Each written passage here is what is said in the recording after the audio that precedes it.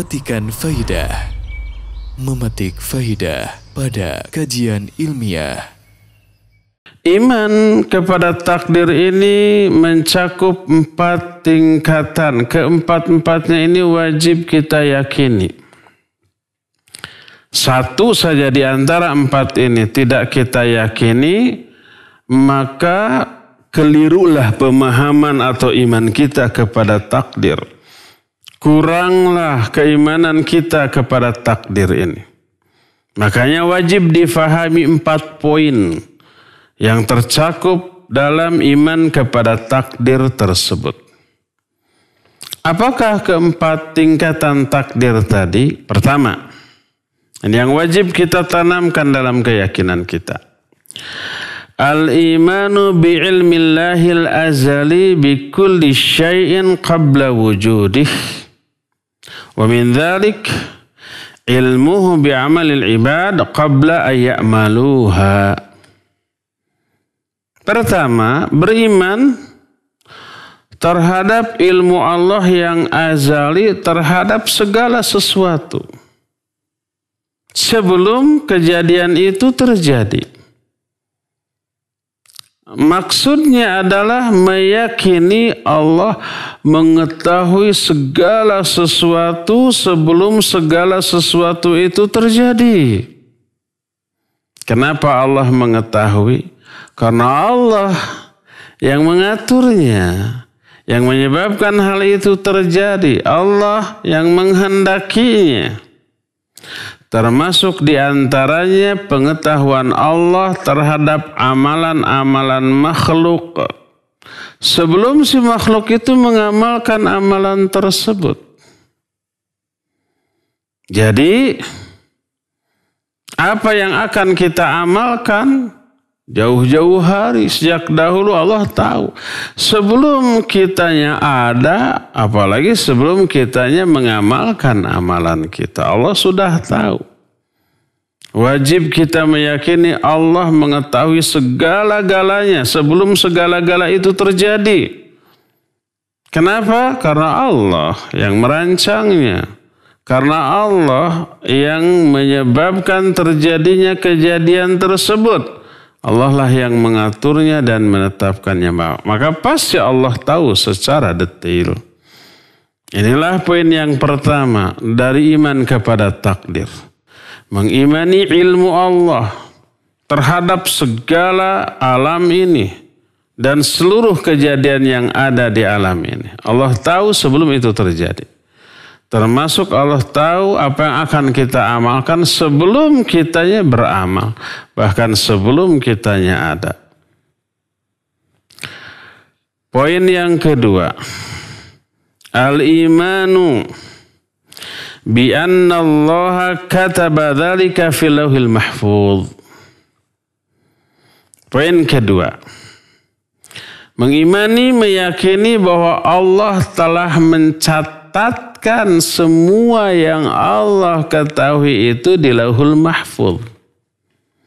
Lauhul Mahfuz itu kumpulan ilmu-ilmu Allah tentang apa yang terjadi.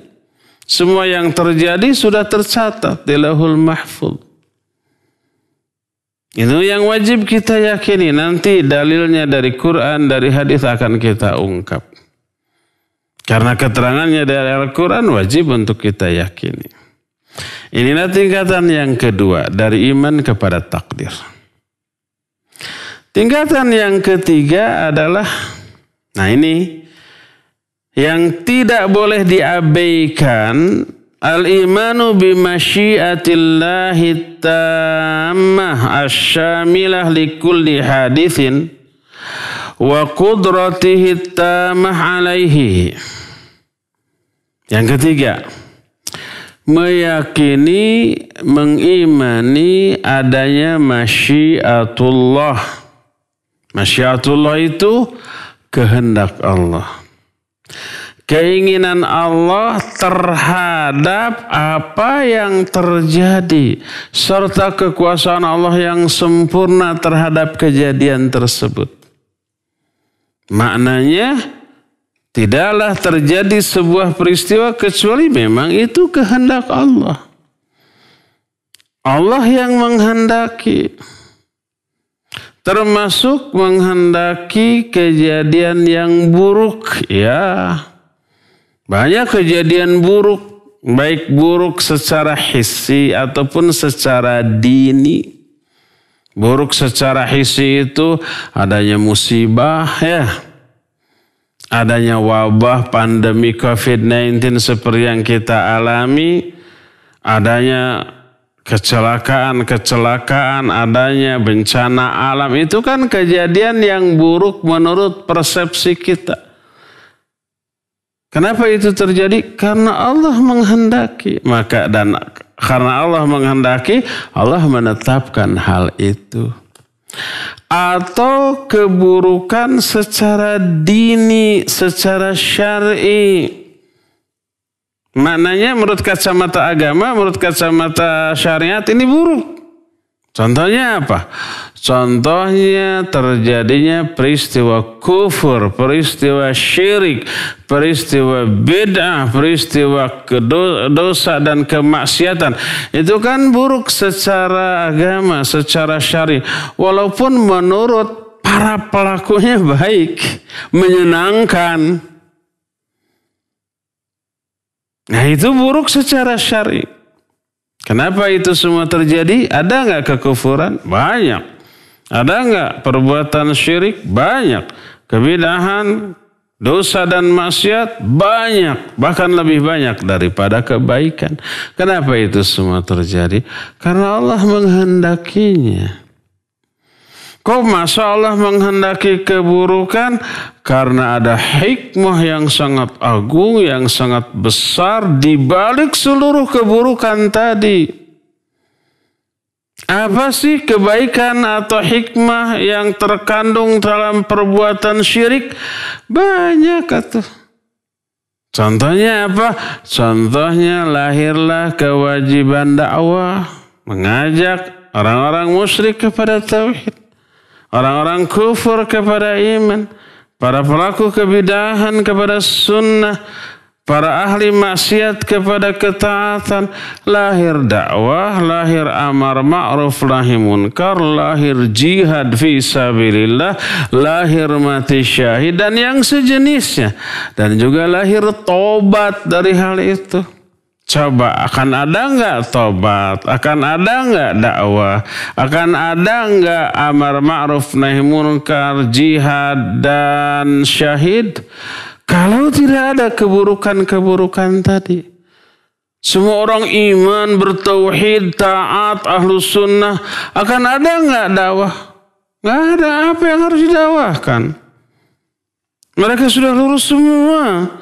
Nggak akan ada amar ma'ruf nahi munkar, nggak akan ada jihad fi sabilillah. Itu beberapa di antara hikmah di balik semua keburukan tadi.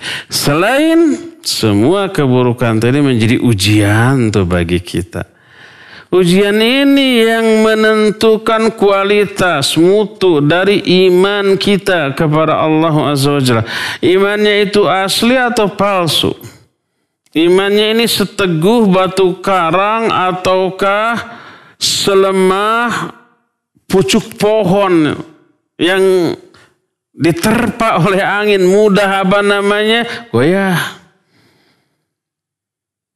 Dan banyak lagi hikmah-hikmah di balik keburukan tadi. Makanya Allah kehendaki. Berdasarkan hal itulah maka Allah menghendaki baik kebaikan ataupun keburukan. Kebaikan Allah kehendaki karena jelas itu kebaikan. Keburukan juga Allah kehendaki, makanya terjadi karena di balik keburukan itu banyak terkandung hikmah yang sangat agung, yang luar biasa.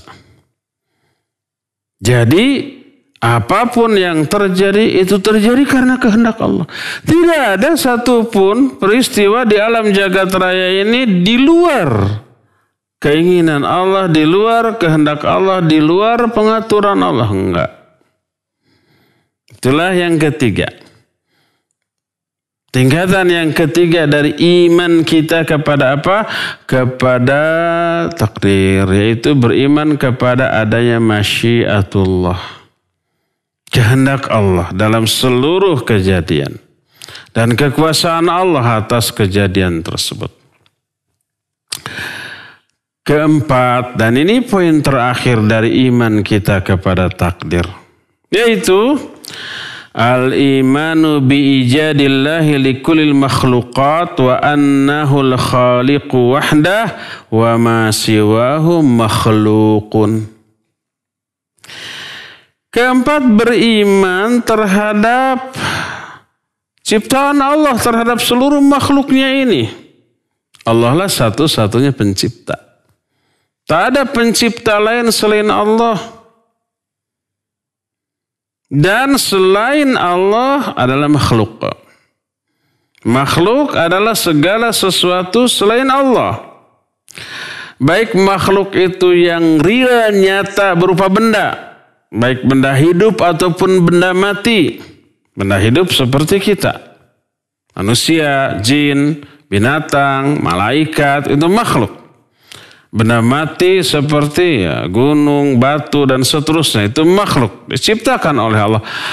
Ataupun bukan berupa benda, tapi berupa peristiwa, kejadian, bahkan amalan. Amalan manusia bukan ciptaan manusia itu sendiri, tapi ciptaan Allah Azza wa Jalla. Amalan para jin, para malaikat, para binatang, peristiwa-peristiwa terjadi itu Allah Subhanahu wa Ta'ala yang menciptakannya, yang mengadakannya. Bukan makhluk, bukan yang lain-lain, tapi Allah Subhanahu wa Ta'ala. Satu-satunya pencipta, termasuk pencipta keburukan. Baik keburukan itu makhluk. Seperti contohnya apa? Syaitan, iblis, laknatullahi alaihim ajmain. Itu keburukan. Orang-orang kafir, orang-orang jahat, orang-orang musyrik. Itu keburukan. Ataupun perbuatan-perbuatan mereka. Allah yang menciptakan. Pencipta kebaikan adalah Allah. Pencipta keburukan juga adalah Allah. Karena Allah sebagai satu-satunya khaliq. Allah menciptakan kebaikan karena memang itu baik.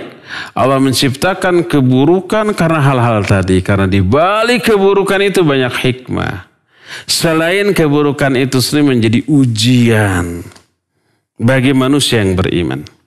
Ya, itulah 4 poin yang tercakup di dalam beriman kepada takdir. Pertama, beriman kepada ilmu Allah, bahwa Allah mengetahui segalanya sebelum segala sesuatu itu terjadi. Kedua, Allah telah mencatatkan semua yang Allah ketahui itu di Lauhul Mahfuz. Ketiganya, seluruh yang terjadi itu kehendak Allah, baik yang baik ataupun yang buruk. Dan yang keempat, semua yang terjadi yang ada ciptaan Allah. Allah satu-satunya pencipta.